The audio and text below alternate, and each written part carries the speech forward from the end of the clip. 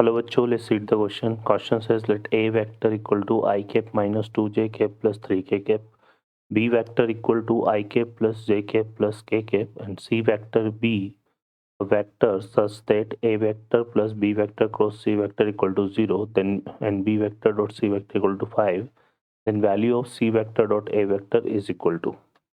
Solve करते हैं बच्चों क्वेश्चन को. इस क्वेश्चन के लिए जो की कॉन्सेप्ट है वो देख लेते हैं यहाँ से हम.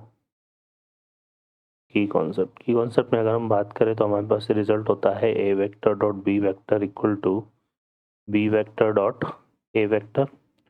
और सेकेंड हम यहाँ पर देखेंगे तो हमारे पास एक रिजल्ट होगा a vector cross b vector cross a vector. अगर इस तरह से है तो ये रिजल्ट किसके इक्वल होता है, सॉरी यहाँ पे डॉट आएगा, a vector dot b vector cross a vector. अगर ये हो तो रिजल्ट हमारा किसके इक्वल होता है, 0 के.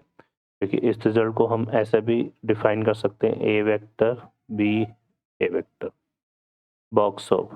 ठीक है, तो इस तरह से सॉल्व होगा. सॉल्व करते हैं बच्चों क्वेश्चन को. अब इस क्वेश्चन में हमारे पास क्या गिवन है, a vector plus b vector cross c vector equal to 0 given है.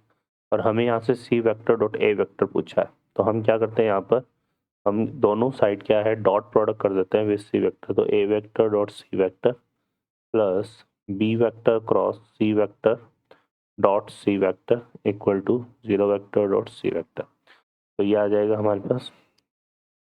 तो यहाँ से क्या आएगा, a vector dot c vector. ये हमारा अगर देखेंगे तो ये एक रिजल्ट हमारा इस तरह से बन रहा है जिसकी वैल्यू किसके इक्वल हो जाएगी, 0 के, और ये इक्वल टू 0 हो जाएगा. तो यहाँ से फाइनली क्या आया, a vector dot c vector equal to 0. हमसे यहाँ पे वैल्यू पूछी है 3 c vector dot a vector की.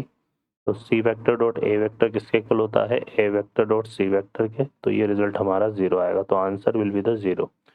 ओके बच्चों, I hope you understand well. Best of luck. Thank you.